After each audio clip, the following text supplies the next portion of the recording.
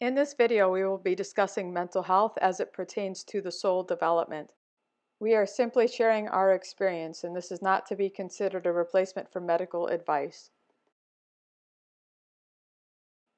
Some of the subjects addressed in this video have to do with substance abuse, trauma, mental illness, and other related topics.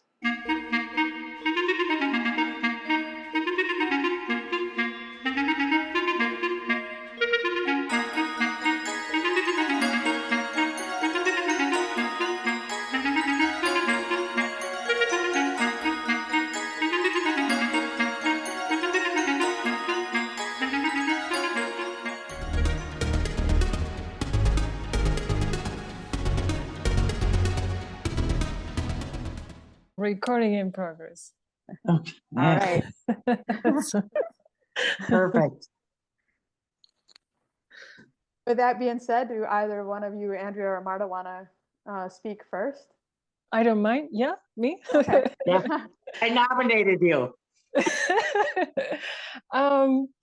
I had the feeling that it might be good to do some either energy hygiene practices, like protection practices that she can use and she can, learn to do to feel safe and to like kind of start growing a comfortable, safe place where her spirits can come in and give her healing or messages or, something like that.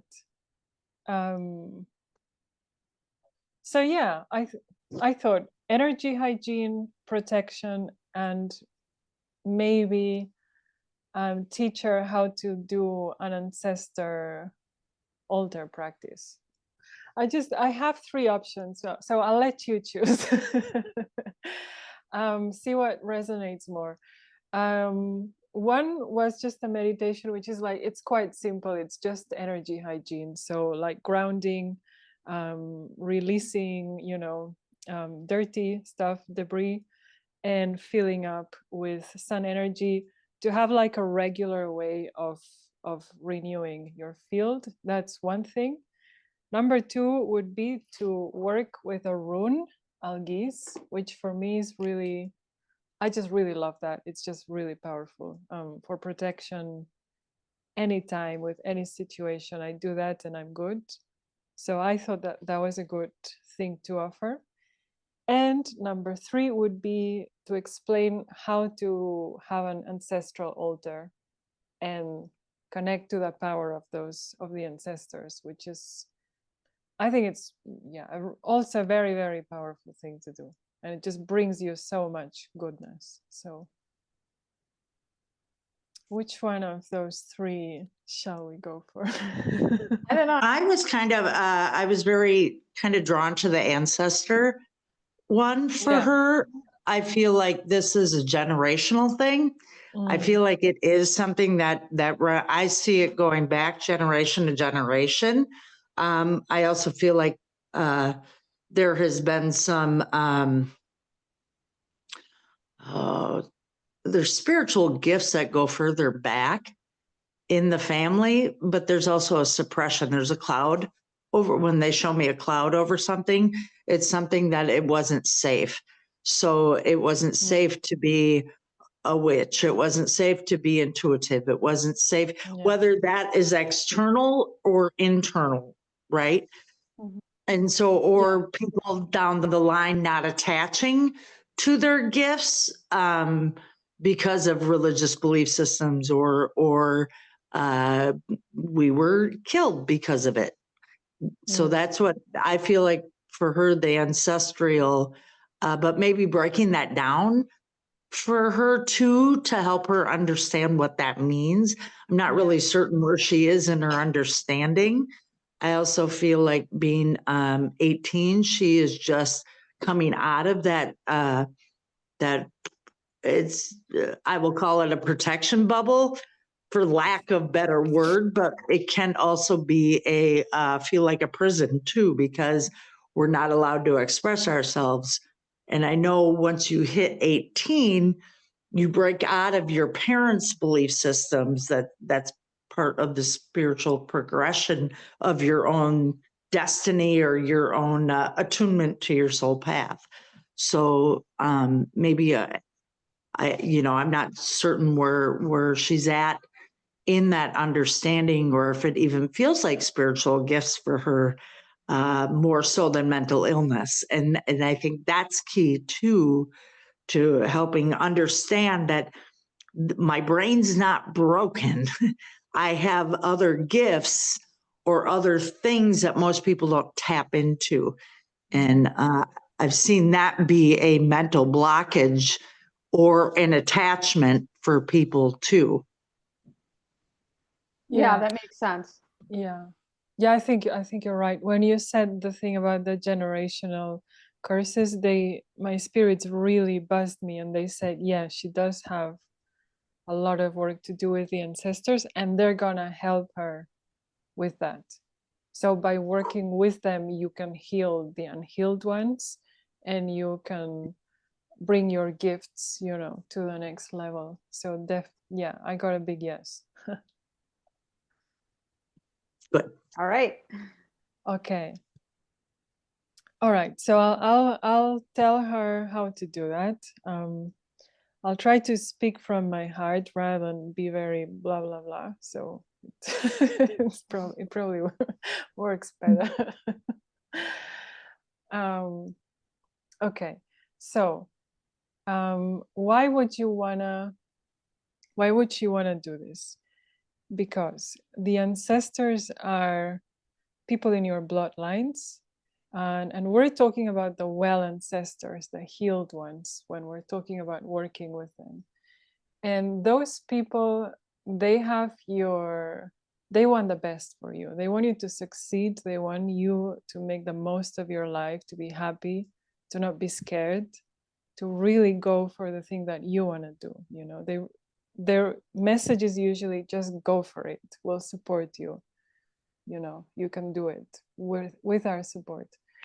And when you do that, when you do the thing that you want to do with their help, you're affecting your bloodline backwards and forwards. You're healing that bloodline. You're bringing your gifts to that bloodline. So the ancestors are your real community, in the sense that they help you and they have your interest at heart, and vice versa. So they are there for you, and they're a tool that is for you, that you are born with it. And they're very, very powerful. They really do have the power to help you with pretty much everything. They'll give you encouragement, they'll give you love, they'll give you energy, they'll just bring you up when you're down, and it will be like a massive blast of energy. And they understand everything you're going through, so you will always feel like they're there for you. There's always about 2 of them that are like your main guys that will work for you no matter what.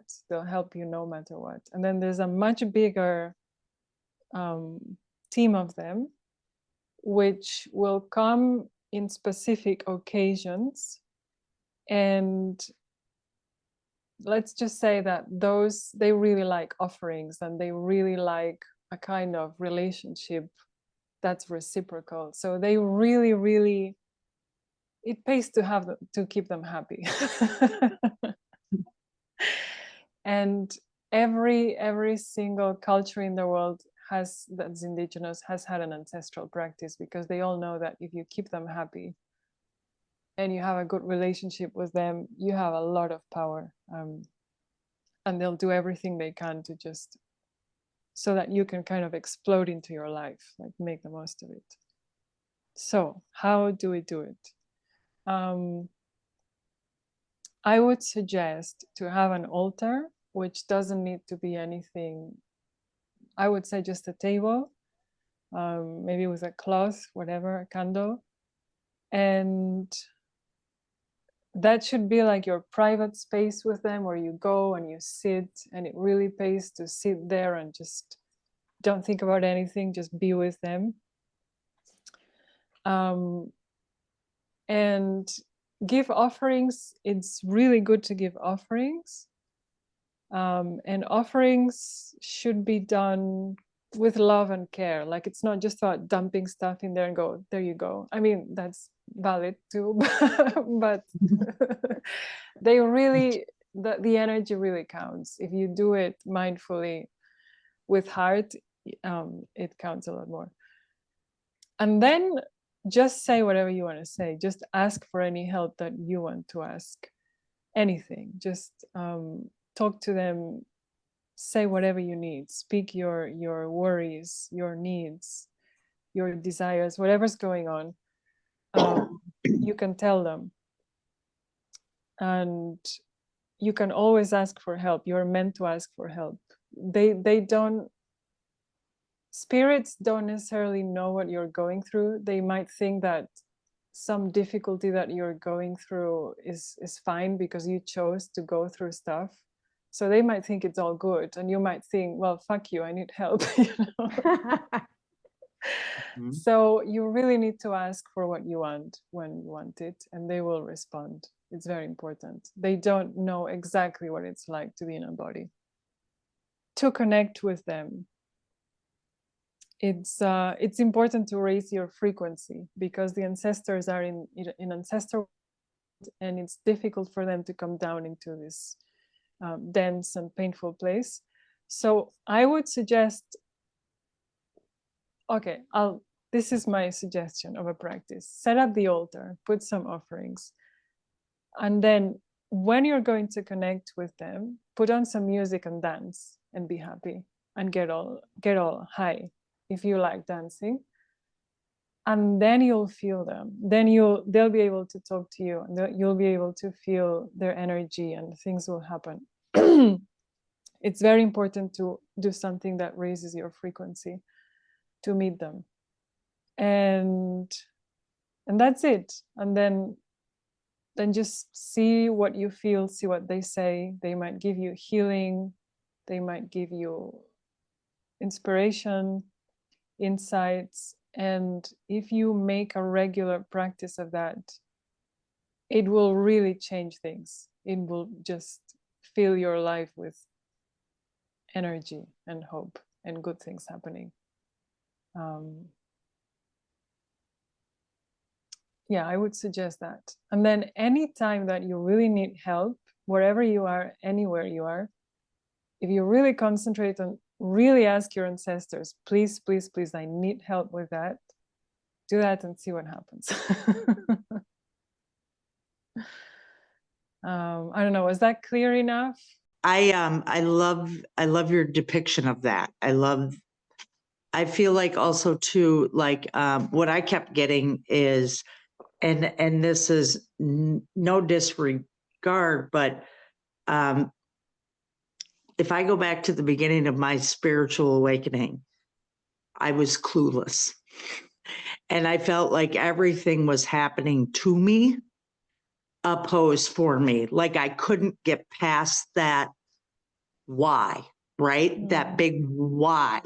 Why did it have to be this way? Why would somebody treat me that way? Why would, if I remember asking Spirit, like, if I'm a chosen one, right? If I've got these gifts, then why the hell was everything so damn hard?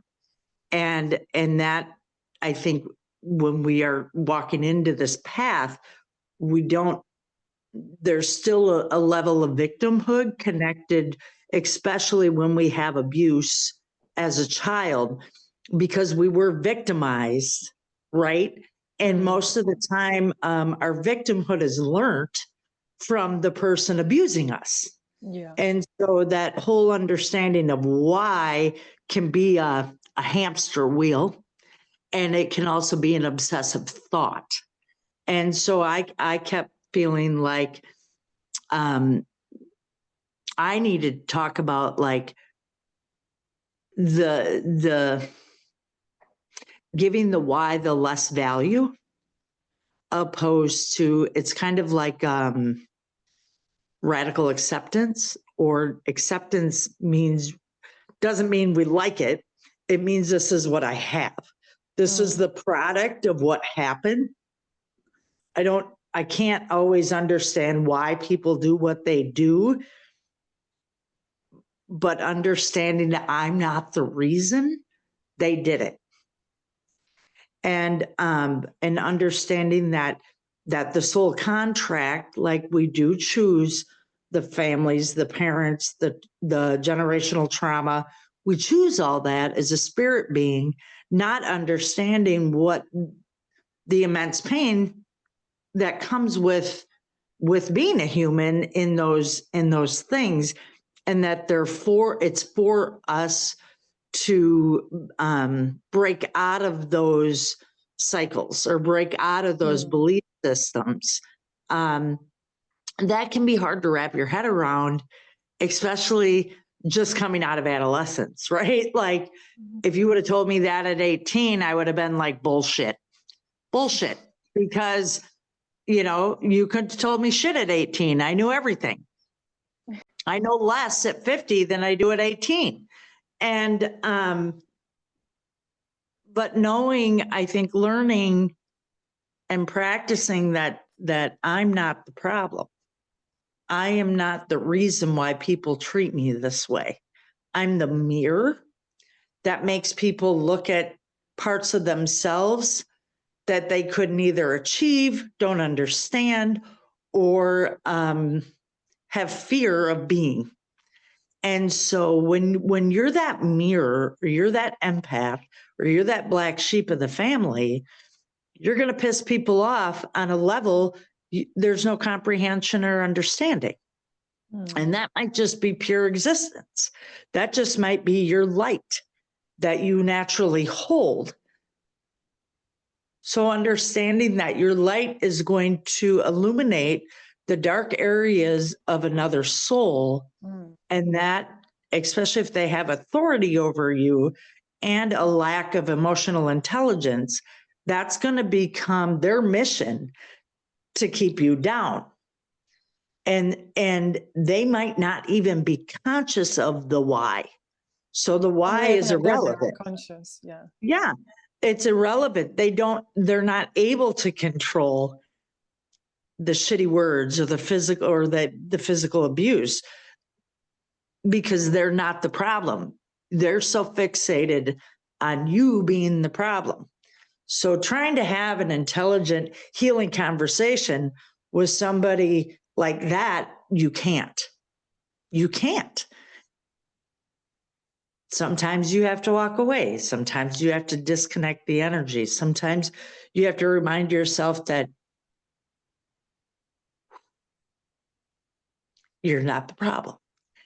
And I have a lot of emotion around that. I feel like I am feeling her and my own inner child shit. So, you know, so it's healing for me to be able to communicate about it too, because we don't know.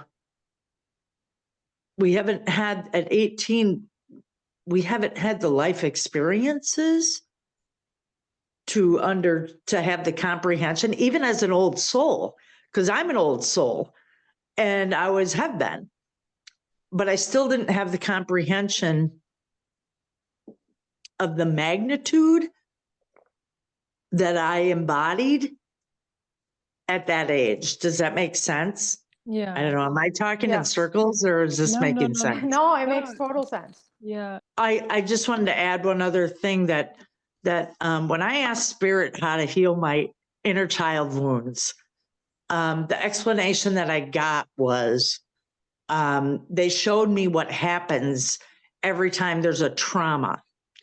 And that part of the soul, the age appropriate part of the soul, how they showed me was it leaves the physical body and goes into the aura or the etheric field. And so it's no longer present. That's what creates the hole that I want to fill with weed, pot, coke, love, shopping, anything external, right? And so as an adult, after 18, when I get triggered by the same emotion, I check out because I haven't healed it. I don't know how to deal with it. So that age appropriateness from that trauma will show up and deal with it at that age. So if I was 4, I'm going to probably want to bite you. If I was 5, I'm going to want to poke you in the damn eye, or I'm going to want to hurt you or push you away so I don't have to fucking deal with you. Right. And so when we start working on soothing those younger parts of ourselves, and that can be through doing something that our younger self liked, that integration or soul retrieval, sometimes it's called, you build that. It's not a one or done. You build that relationship with your younger self, reparenting, right? Then you start becoming whole again and you learn how to deal with those situations. So I felt like I just wanted to explain that. And there are different practices to do that. And you can get external help in soul retrieval through a shaman or somebody who does that type of work. So I just wanted to add that. Sorry. One of my gifts I didn't realize, I can see people at the ages they've had trauma. And I will see them as at first I thought they were deceased, but they were, I was just seeing the figure of the person at the age, right? And so that's one of my gifts. I just kept thinking I saw little dead people everywhere, but it wasn't that. And I realized what that was. It's like the disconnection of soul, or the I when see it it like that as separates. well. Yeah, it's like Yeah. soul fragments. exactly. Right. Yep. We've I seen couldn't that. think of the word. Yeah, we've seen that when we've done home cleansings. There is this one that really stands out. There was no actual deceased souls there. There was one soul fragment from a past relationship. And so to return it, we actually acted as if we were crossing it over, like as if it was a deceased individual. When we did that, the next day, the client got a call from her ex, whose soul fragment it was. He didn't know we were there. He didn't know what we did. He just said, I was mad at you for a very long time, and now I'm not mad at you anymore. I forgive you. So that was very validating to us, because that was the first time. Yeah, that was the first time we encountered like a visible soul fragment in someone's house, and it was obviously connected to them, but it helped her, it helped him. It was all good. Thank you for that. That just like put that, I needed that today. Thanks. Yeah, absolutely. The reparenting thing really stands out to me. I tell a lot of people that when they've been through trauma. What I say about healing is I'm just very honest. It's messy, it's painful at times, but it's one of the bravest things you can do. And if you remember that it's not just affecting you, but affecting others. So like, for example, if someone someday wants to have children, healing herself would keep her from repeating patterns. Have you guys ever heard the term dry drunk? Yeah. Oh yeah. I used to be a drunk. Yeah. So there's a dry drunk where like you're sober, right? You're not taking any substances, but you're repeating the behavior of the alcoholic influence on your life from the past. Whether it could have been your parent that was the alcoholic or whatever, and you're acting this drunk behavior because that's what you've learned. That's the slang term for it is dry drunk, but that's a big indication that you can be totally sober, not on any substances, and still repeat those traumatizing behaviors that you experienced, because it gets into your subconscious. And it's really every trauma has patterns, like absolutely every trauma. There are big ones and small ones, so keep putting back the soul part. And then not be afraid to face your darkness, like the darkness that you've experienced, the darkness that you feel at times, because we have duality, right? We experience duality as a human. So we always have that choice in any moment, to treat someone kindly. A lot of times, unless someone is a narcissist or a sociopath, when people are mean to someone else, it's really unconscious for most people. Yeah, mostly. Yeah, and so they just lash out. Had a bad day, they're at the cashier at the store and they're mean to the cashier. And then afterwards they feel bad about it, if they have any sense of it's very awareness. often an entity as well. But and so it's just a moment of pause. I've learned to practice the pause. So like when someone is upset and you think that they're upset with you or they're just upset at whatever, to not react right away, to just sit back and process and go, okay, they're probably not really mad at me. I'm going to be patient. I'm going to be calm and just let them get off their chest, whatever they need to get off. And when I've done that, I've realized that most of the time the people will apologize afterwards if Yeah, I'm just, absolutely. so it's the difference between quiet and calm. So if you can be calm, quiet is not always a good thing, but calm, that's what you really want. Yeah, yeah, because every time, if you know, whenever you're being annoyed or irritated and you just react back, that is someone physically sending a tentacle of their energy into your energy field, and you're responding back, and then you're then it's spiraling down. So It's a, yeah, sorry. yeah. Yeah, so the best thing you can do is just stay calm, because if you stay calm, then you're in the neocortex, not the limbic system, and your energy is being healthy. So yeah, I mean, it's that simple. And I would also add that, you know, to what you said, Jill, that the dark side is only scary when you're not seeing it. You know, whenever you dare to look at it, it's like, oh, okay, whatever, you know. It's not that bad. Like I have emotions, yeah. Like everyone, you know. I think that's self-acceptance, right? Like accepting that for me, I call it self-acceptance. Like we embody light and dark. We do that. Most of our, you know, most of our darknesses are through experiences that, you know I've had darknesses that have protected me.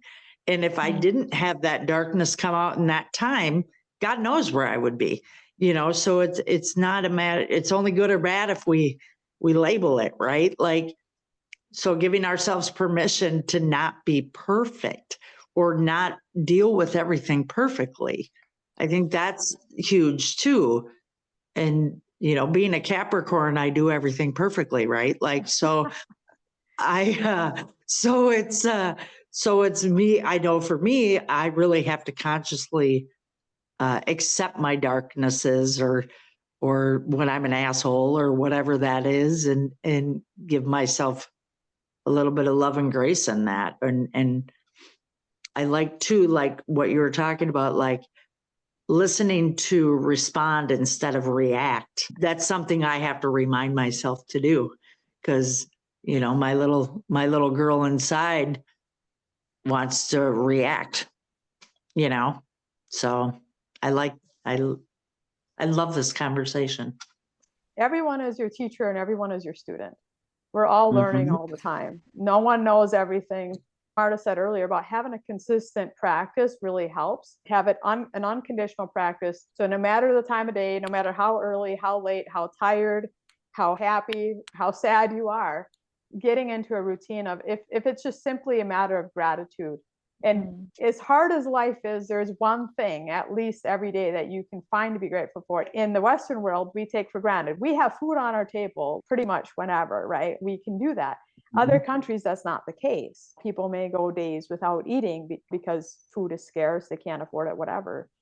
So even stuff like that, those what people take for granted, to not take it for granted. Can I say something that maybe? Yes. I just feel like maybe it would be good to explain a bit, like, because what Andrea said earlier about thinking that things are happening to you and, you know, people are not seeing you and you're triggering them and they're being assholes to you. That's very, very closely related to what the ancestors help you with. Because what they do is, you know, if you go to your altar with a heavy heart and you're feeling misunderstood and you're feeling down and depressed and you don't even want to go on, you know, we've been there. they will show you that they actually see you, and they will transmit this very, very strong feeling. Like the ancestors give you this very, very strong feeling of everything that you are is exactly the way it needs to be. Like you are good. All your wild impulses, all your weird desires, everything is exactly the way it needs to be. And we're going to multiply it times 100. So you really use it. So And you might get out of that altar feeling completely energized, you know, and completely confident. That's their type of energy. So I think for a teenager, it's really good, you know. And the other thing they do is they can give you spontaneous soul retrievals many times as well. Like if you're just meditating there and you have an issue, suddenly they can go, boom, that's for you.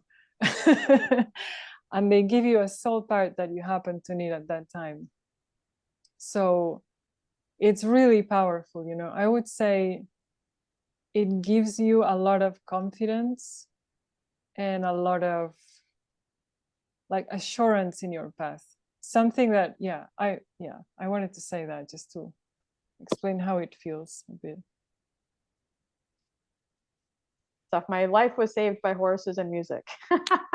Yeah. Those two things. Horses for a different reason. They you know, gave me the emotional bond that I needed that I wasn't getting from humans. But so how I use music, and this is not for everyone, so everyone has their own way of doing this, but I use sometimes music to do shadow work. So when I am feeling sad, depressed, my life isn't where I expected it to be, so on and so forth, all these feelings that we all have come up from time to time. There are certain rock bands that I'll listen to, right? What I go for is I look for the meaning in the lyrics, and I don't listen to pop music.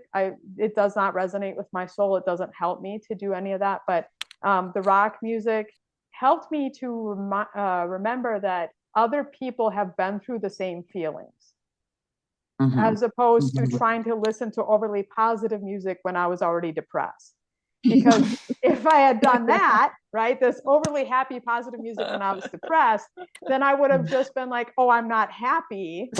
You know, I needed to work through the depression, you know, and I needed to be like, you needed to feel it. Yeah. So I got comfortable with like working through the emotions. And then also now, the version of myself that I am now is I remind myself that this feeling will not last forever. It is only temporary. And it can feel sometimes like hours can feel like days sometimes if you're feeling it through the day. But, you know, you work through it. You find hobbies, things that you enjoy. And if you have to listen to some shadow work music or whatever. But what I do is I start off with music that is how I feel at the moment. And then the music gets lighter. I have like this playlist that I've created where the music, the lyrics and stuff go from kind of dark to increasingly positive.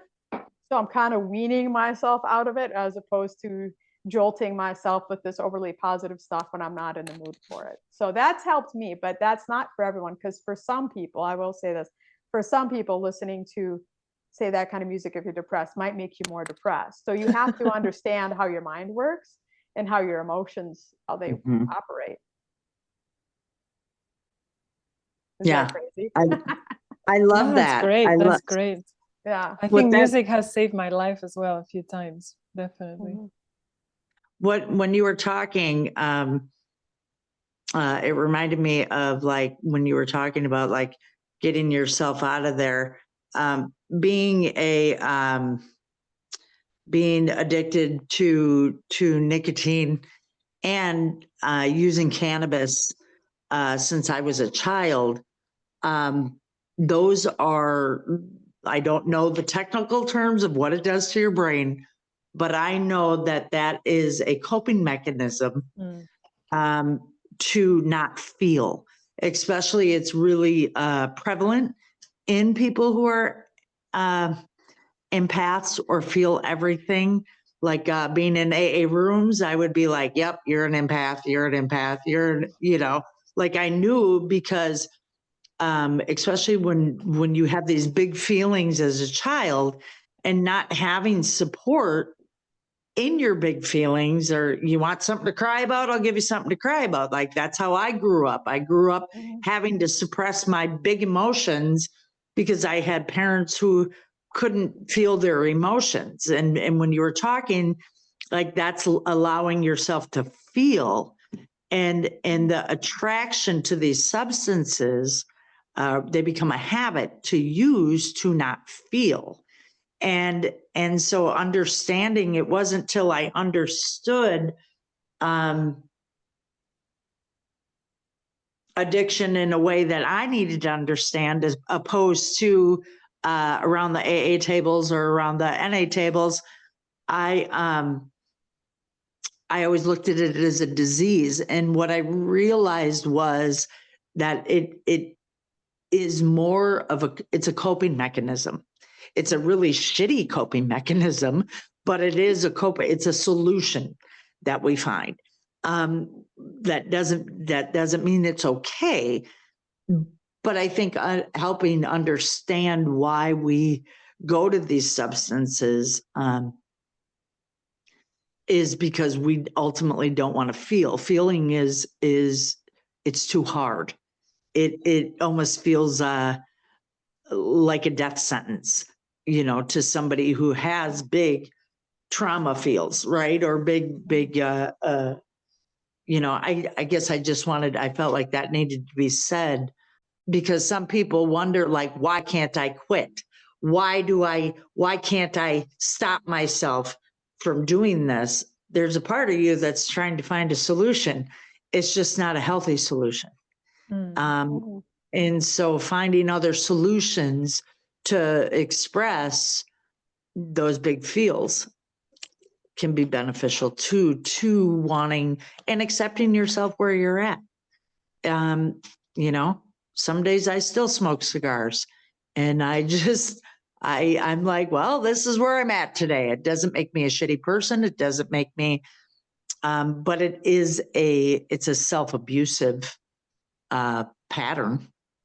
So, but that's, so maybe helping her understand why she does some of those things, if she doesn't understand it, because Right. there's still, like you said, we're still learning. There's stuff I'm still learning. Well, I think, for an empath and a sensitive person, what happens as well is that your traumas are exploited by heavy energies, and that's when you can't stop feeling them, and they get more and more intense, and you go down a spiral, and it feels like, and you have to numb it. You have to numb it with addictions, whether it's substances or going shopping or watching something stupid. That's the self-medication. But if you learn techniques of energy hygiene and connect to high frequencies, your empath abilities will be beneficial, because then you have that influx of really good energy. And when you're in that state, your wounds are not so active. Like you're in a higher frequency. Sorry, my cat's going bananas. We love our cats. Speaking of high frequency. Every time I talk, it's like, it's like you're talking, well, you're gonna, she just goes mental. But yeah, if you're an empath, I think that it would really help you to just experience these really high frequencies now and then, even if it's just to know there's so much good in this planet as well. I can feel amazing. And when I'm feeling amazing by connecting with nature, with my ancestors, dancing, music, whatever it is, when that's happening, it's biologically impossible for your wounds to be doing their stuff. And it's possible for you to get healing. So I think that's why it's so important to have some type of regular practice. Like you need to have an experience of the good stuff, of the divine. So a couple things come to mind. When I talk about health to people, and health, to me is mind, body, spirit, and emotion. The cumulative health is all of the decisions we make moment that span seconds, hours, days, weeks, months, years, right? Our whole life. With whether it be spiritual stuff or emotional or physical, it's not like you can just do one thing one time and expect it to carry you through, right? Because we're complex humans. We're always kind of switching between frequencies. The emotional part is the toughest part of being human. It really is. And I know you guys probably experience this too, but when you've been through emotional pain, sometimes it can be like worse than a physical injury. Like if you're that wounded. But what I encourage people is for healing, for actual deep healing, which involves doing the work. It involves doing these practices that Marta is talking about, and Andrea, that you have said is very relevant as well. It just involves kind of a willingness to work through the emotion versus suppress it. And some came to me the other day. It was most people confuse comfort for peace. We're not trying to judge, but most people unknowingly seek out comfort rather than peace, right? Because they don't really know what peace is. In order to get to a state of being at peace, you have to work through stuff and not suppress it. The suppression is more about comfort, but it does build up. I'll give you guys a short version of this. I too can relate to, like, as a child, I stopped crying at a certain point because I was always mocked when I would cry. And that was so painful. So I just stopped crying. I'm like, I'm not going to let you see me cry. Right. And what happened is the lack of crying turned to anxiety, turned to, like, basically it went to anger. And at one point it got to rage one night that I will never forget. And that was in my teens. And that night I almost took someone else's life. That was my darkest moment. But I also knew that there was a spiritual warfare going on.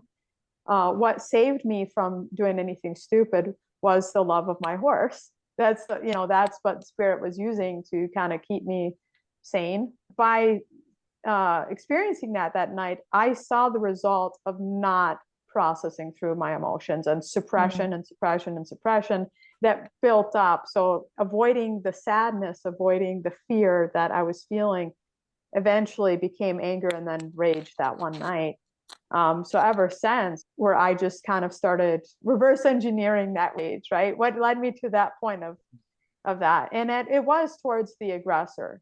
And now we have a great relationship, and I'm so grateful for that. We actually have, like, a kind of now a normal relationship in the last year, but I'm grateful for it. And but I didn't necessarily expect that. That's just what happened in the last year. But it's such a far cry from what I felt at like 16 when I got to that darkest moment. But in that darkest moment, that's where I really knew what I was capable of. And for me, it actually scared me. It scared me that I wanted to take her life. But it also helped me to get to a point of kind of non-judgment. Like, I do have a moral compass. And, looking at things in the world, like, a lot of times you can look at stuff and say, yeah, that's not right, or that feels wrong, or that's really sad.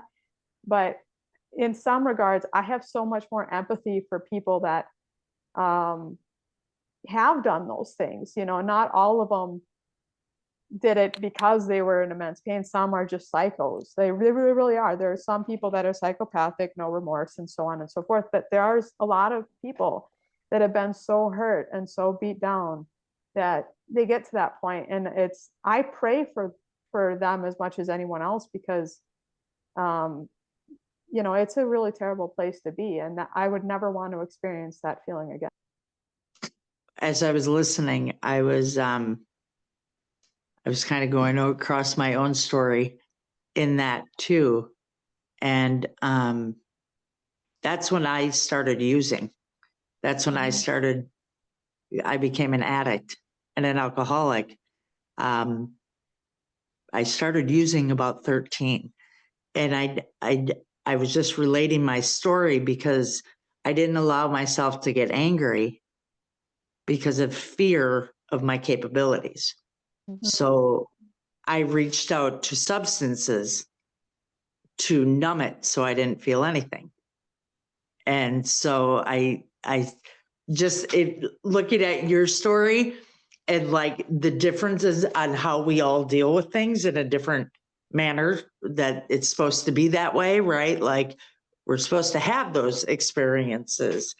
And it was just really interesting I haven't thought about that in a long time. Like, instead of having that eruption like you had,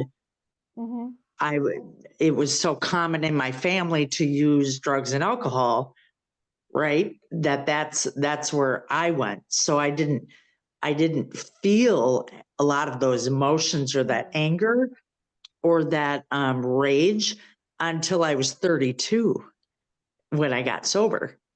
So all that rage had built up over time. So it was just really interesting to hear that and the different stories on how we all process that.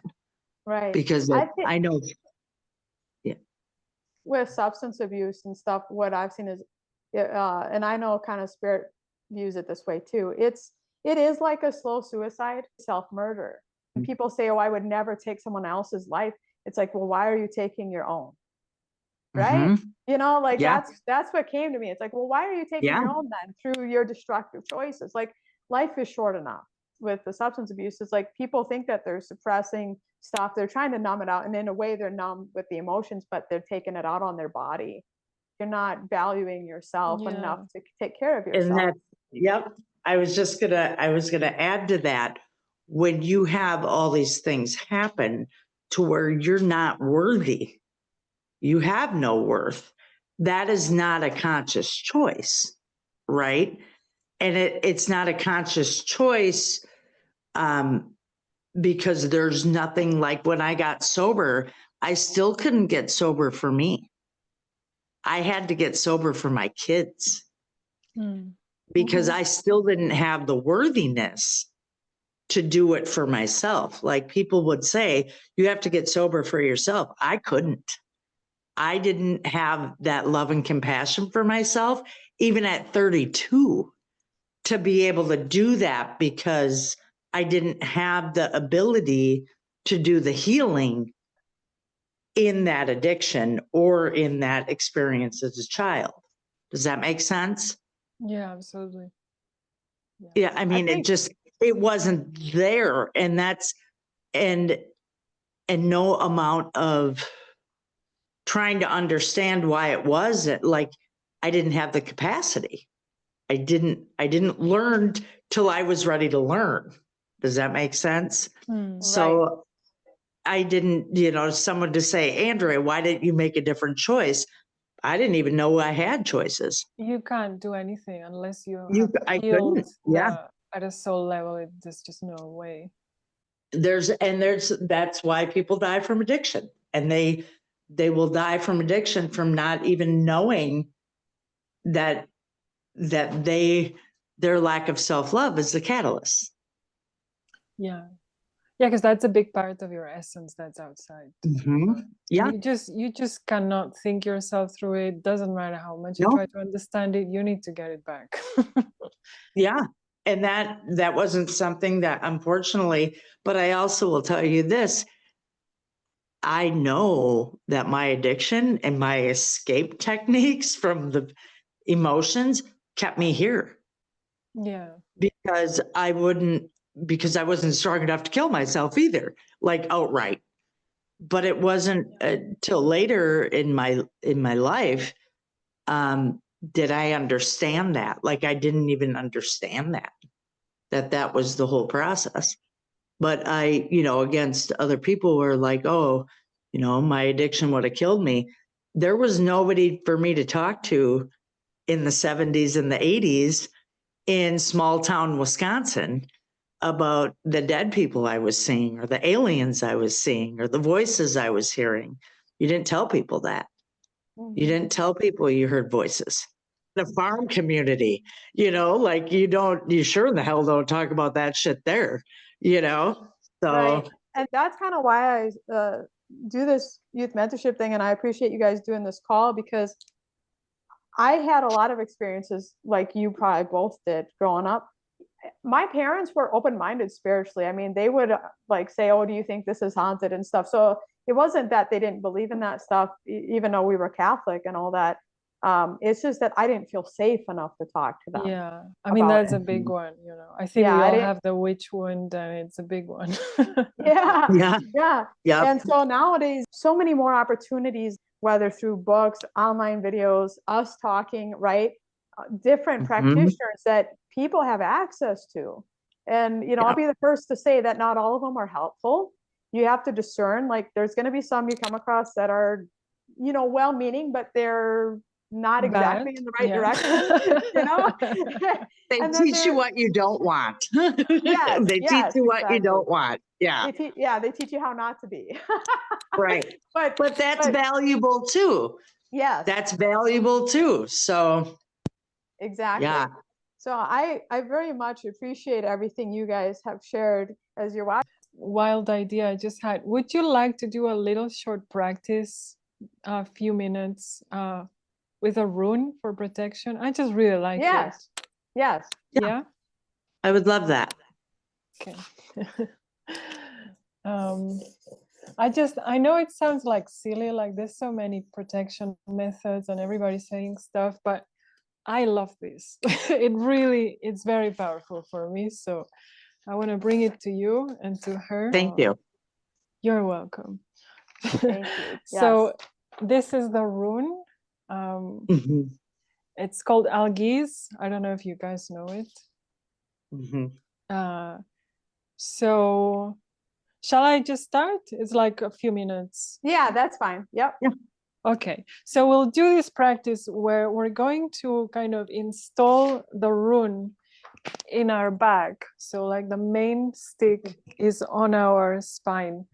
And what that does is the energetic way this rune works is that these three branches stretch upwards to whatever sacred energy you want. It could be source energy, it could be the sun, could be anything that you're into. And then it brings it down into the center stick, which is your spine. So when you have it on you, the three branches stretch upwards and reach whatever place you want, and then draw that energy into your own body, into your spine.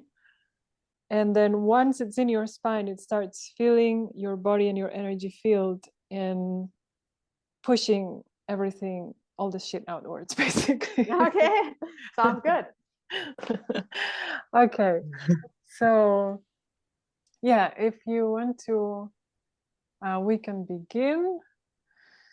So let's close our eyes and take a deep breath. And thank you so much for being here. I hope you enjoy this work with the rune Algiz. So let's take a deep breath and let it all out.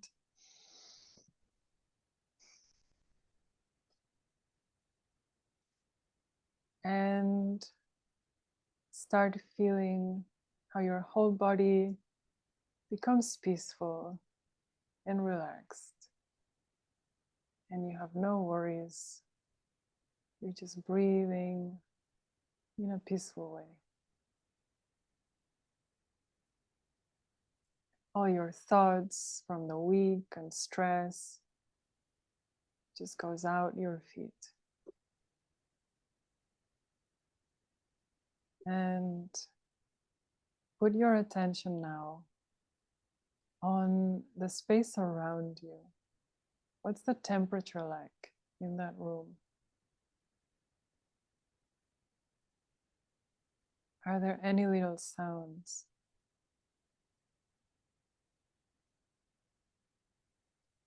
What does your skin feel like against the air of the room?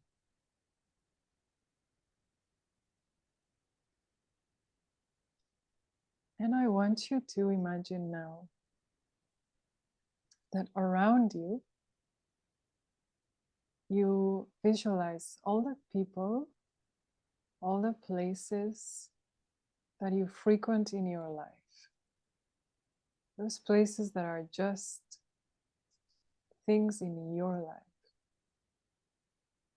Picture all of those in a circle around you.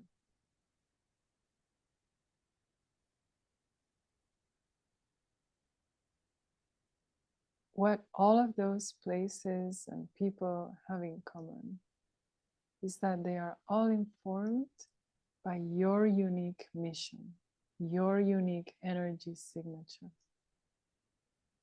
Nobody else has this combination. I want you to go above that circle of places and people and feel that sacred energy, which is only yours.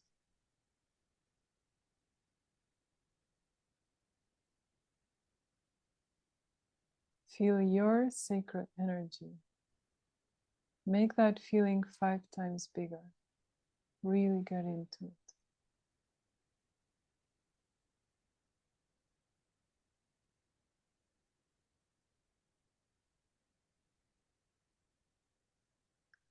Now, I want you to imagine the shape of the rune Algiz placed on your spine. And now tell the 3 upper branches to stretch upwards and go into this place with your sacred energy. Get right in there. And then start drawing that energy down, down, down, down into your head, down your spine, down your sacral chakra and your base chakra. And feeling your whole body now. Feeling your whole body. And then going outwards into your energy field.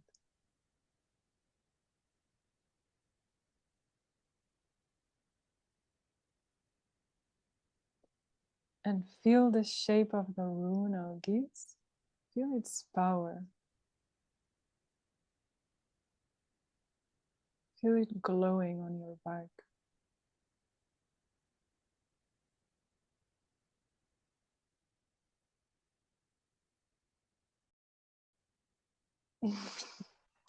We must have lost her. Yeah, I guess so. Well, thank you so much for including me and letting me be a part. No, thank you, Andrea. I really appreciate it. And Marta, when you see this, thank you. There she is. We just lost her picture. I'm sorry. I was talking and then I realized I wasn't. Yeah, that's all right. Well, I guess we're done now. Yeah. Thank you guys both very much. Oh, thank you. Were you able to finish that? I wasn't, or was I like talking to myself? It went most of the way. It just cut out in like the last 30 seconds or so. Oh, okay. So was that good? Did you feel that? Yes, I did. Thank you. Okay. I love that. Thank you. And I love working with ruins too. Oh, nice. I'm Norwegian, I'm Nordic, so that aligns with me. Awesome. And they frequently come into my field. I'm like, oh, I guess we're doing this. So well, the way things work with me is I'll probably be encountering them on a more personal level very soon, because that's usually how stuff works. Once I start working with something, So here's our sacred fire.